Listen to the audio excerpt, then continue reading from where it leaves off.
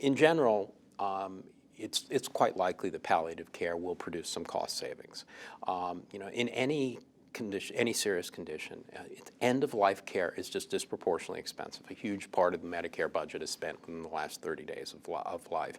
And so I think to anticipate that there would be some savings, probably by good palliative care, avoidance of some procedures at that point, maybe you might expect that.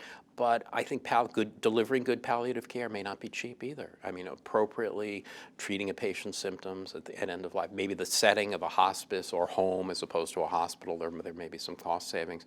But I don't think it should be seen as an opportunity you can withdraw expensive care. I think you have to provide the care that's necessary to assure the best function and pain relief for that patient at that time. I would say that was certainly the most politically correct answer. I would be surprised that the savings aren't dramatic. When you look at the published data with the resources consumed in the last 30 days of life, it's certainly in Medicare recipients with end-stage cancer, they're just huge, and they're all avoidable.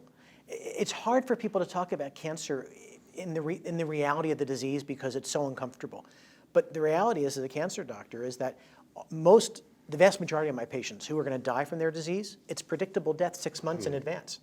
Once they have failed 2 lines of complex therapy in the metastatic setting, most meet their end in 3 to 6 months. It's not kind of a surprise. You know it's coming, and it's a matter of preparing for it. And so those costs, the hospitalizations, the ER visits, the ICU stays, the 10 different consultants who get involved once they're in the hospital, most of all that is avoidable if we can change a culture, because it's not just a physician culture, it's a patient culture. Yeah, I think my reluctance here is the reason to do it isn't cost savings. The reason to do it is simply the right thing for the patient. And I totally agree with that. And even if there were no cost savings, as a payer, we should be responsible for covering those costs. They're different costs. They're not costs for curative therapy, but they're costs for palliative therapy, I think, should be equally covered. And I don't think we should be doing some of the dichotomies, like, for instance, maybe what CMS has traditionally done was, okay, you're moving to hospice, you can't have any more therapy here, you have to draw the line, we'll withdraw everything else. So I think we need to do this, again, in a kind of a patient-centered way, realizing that, yes, it's likely that there's going to be cost savings, but that's not the reason to do it. Agreed. So I really struggle with this definition of palliative care and end of life.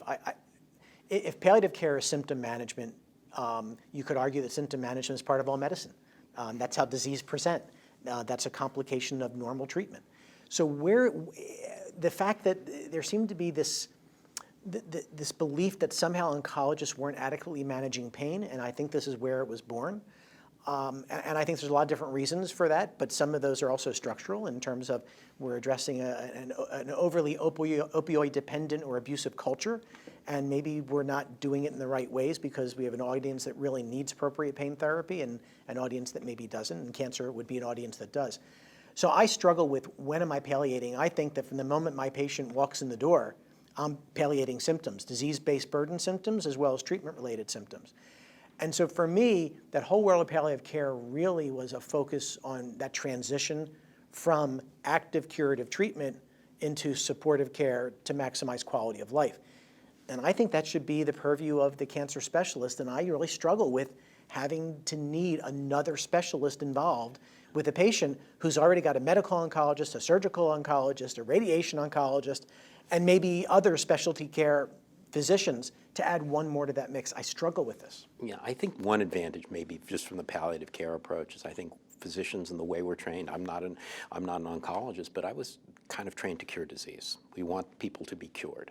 And I think we really tend to focus a little bit more on physicians for curative therapy and a little less than we should on some of those basic palliative things, pain palliation, quality of life during treatment, even when it's curative treatment. So I think one of the advantages of just this whole discussion is it maybe will be to refocus us as physicians a little bit more on some of those patient issues rather than curing disease, curing the patient's needs. Yeah, I agree. It'd be nice if it was part of my training. I didn't have that training. You had to learn it on the street, so to speak.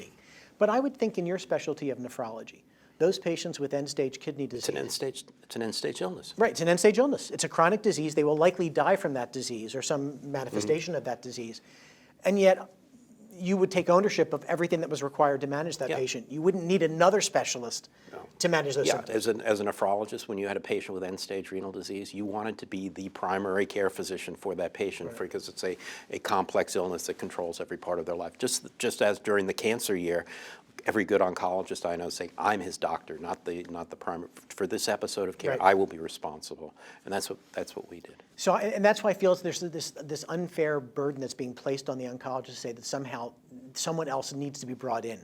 You know, I'd rather say we need to improve training in fellowship programs, or certain things we should be improving, but I'm struggling with the idea that another caregiver is needed. Yeah, and then there's a concept of should maybe a palliative care physician be part of an oncology practice, just to, in terms of the approach to team-based care, Right. maybe as a member of a team, co-managing, not as if the skill sets one ends here and the other begins, but are there some skills that can be brought into the team-based management of a patient, bringing the palliative care physician into the oncology practice or in conjunction with the oncology practice and co-managing the patients at certain stages. I think there may be some advantage in that.